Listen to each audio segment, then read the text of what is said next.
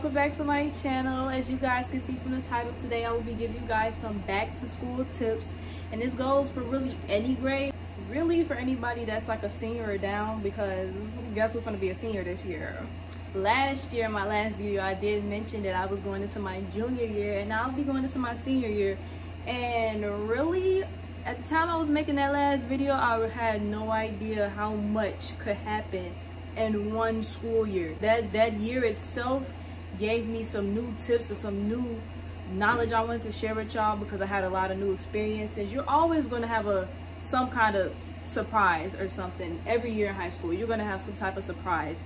You will never get enough of it. Like, you're always going to bump into something new, some new experience, something that you're not even looking for, you're going to find. Okay, so yeah, with all that said, I'm gonna go ahead and hop into the first tip. Okay, so for tip number 1, prioritize your mental health.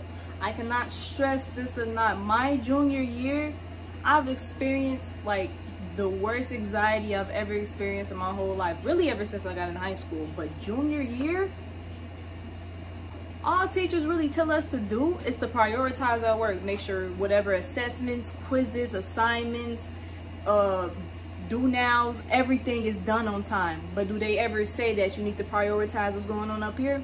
No, they never do.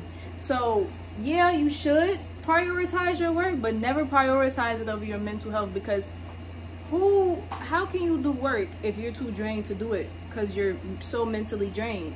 Now you're not going to perform as well. You get what I'm saying? So just make sure that you're like paying close attention to what you do. Make sure you have a consistent routine of both work and self-care. Make sure you incorporate some form of self-care in your schedule every day. If not that, every week.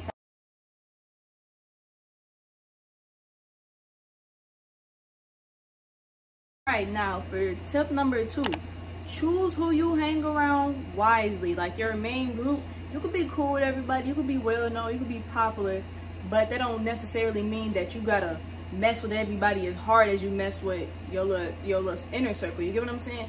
Be smart with who you choose to pull into your inner circle, because certain people, even if you're the type of person like me, I'm the type of girl that's not into drama. I be cooling, I be minding my business, doing what I gotta do, and getting out the building at 3:05. Okay, but it was certain people that was cool with me. Don't get me wrong, they never did nothing to me. It was cool with me, but they're the type of people that just, like, you know, them type of people, you know, the people that like to talk a lot of stuff about everybody, always making a slick comment on somebody, how somebody look, how, you know, people like that. You don't want people like that in your inner circle. You can be cool with somebody, be cordial with somebody, be acquainted with somebody like that. That's no problem. Just don't put them in your inner circle. You know what I'm saying? Don't let them disturb your energy. Don't let their negative energy disturb yours, okay?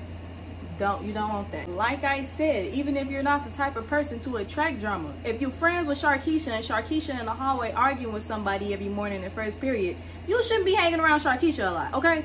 You need to find somebody that's like you, that's more down to earth, that ain't all into all that, you know, all that negative energy, okay? You don't want to do that. Don't waste your youth doing that. And if you somebody watching this video that's known for being like Sharkeisha in a hallway at 7 a.m., loud, arguing with somebody, always commenting on something, like, don't waste your youth on doing that. Please don't waste your youth on doing that. It's not worth it at all. Moving on to tip number 3, make sure that you keep an emergency kit in your locker. If not in your book bag or in your bag or on you, make sure you keep it in your locker.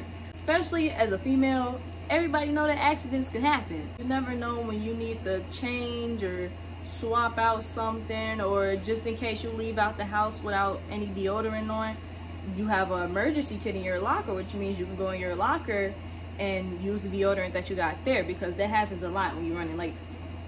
Also, make sure y'all carry some type of lip gloss with you, because,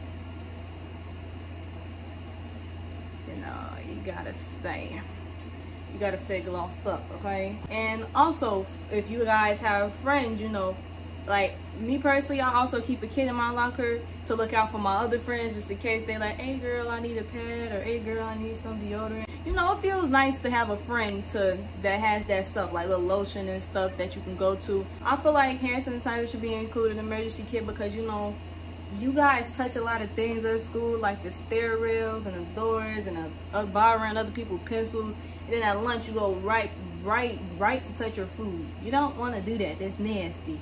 Okay, on to tip number 4. Do not be telling everybody about y'all relationship or what y'all got going on. Please don't. If somebody in your face, all in your face, like, oh, is you and your man into it, girl? Is you and your man into it? Da, da, da. Just say, no, like, we good, and keep it moving. Like, people don't be asking y'all that just because they genuinely care about you or care about your relationship. They're asking just to be nosy. So yeah, just keep it to yourself. That's really something you should discuss with your partner anyway. If y'all together, try your best to get through it. But don't let your relationship be your downfall. Don't let it be your downfall. Okay, excuse me, ma'am. I'm making a video right now. Ma'am, I'm making a video. Okay, now on to the next tip, which is make sure you guys are communicating with your teachers. You guys always want to make sure that you're on the same page as your teachers, okay? Even if your teacher is a you know, just try your best to communicate with them, but always make sure you let them know that you're not one of those students that they could just talk to and, you know, not respect. Always make sure that they're giving you respect at the end of the day. There's a lot of things that I didn't know and didn't understand before I went to go talk to my teachers. I'm sitting here confused about all these different things, but when I went to go talk to my teacher and he explained it all to me, it helped me perform better. It helped me know what I had to, you know, what I needed to do to improve. Okay, on to the next tip. And this one is for the sports players out there. And as you guys know, around the time you first go back to school, that's about like volleyball, cross country, and football season.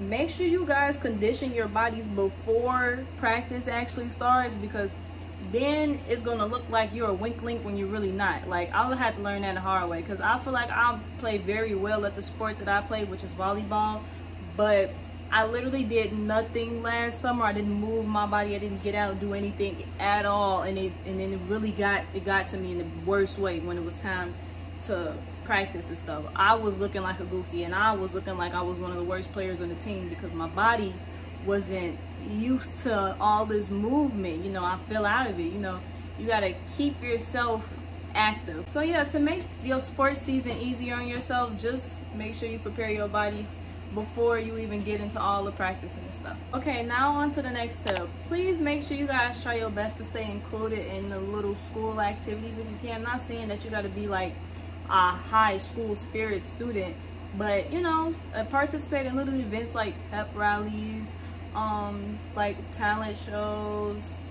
Try your best to participate in stuff like that, and like school dances and stuff, because you're going to regret it later on if you don't. Like, no pressure though. If you really feel like you don't function well in events like that, then you don't have to go. And even if you do choose to go, you don't gotta necessarily stay the entire event. You know, you can always leave whenever you want to. Nobody's forcing you to do anything, okay? To get the most out of your high school experience, I would suggest that you do little events that they offer, because it's not, at least for my school, it's not very often that they offer a lot of events. Like, not gonna lie, my school's kind of boring. Just, you know, go to events if you want to, if you're feeling up to it. If you got the time, you're not doing nothing else, why not? Go ahead. All right, for the last but not least tip, this is more like a little bonus tip for the little foodies out there that like snacks and stuff. Me personally, the school lunch ain't enough for me, so I would suggest that you guys keep a small snack or something on y'all, like some fruit snacks, some chips, something. And when y'all do keep it on y'all, make sure everybody don't see it. Y'all know how kids at school be when they see somebody with snacks. So yeah, I would just suggest that you guys keep some little extra little snacks to snack on. It really motivates me to do and finish my work. I'll say you should include that in your emergency kit. That's what I say you should do. And yeah, like, if you can, every now and then, if not every day, just trying to bring yourself some snacks and stuff. So yeah. Okay, so with all that said, that wraps up this video. Thank you guys so much for watching, and thank you even more if you made it to the very end of this video. If these tips helped you guys, please leave a subscribe, because I will definitely be giving you guys some more content like this if that's what you guys want. And yeah, I'll see you guys in my next video. Bye.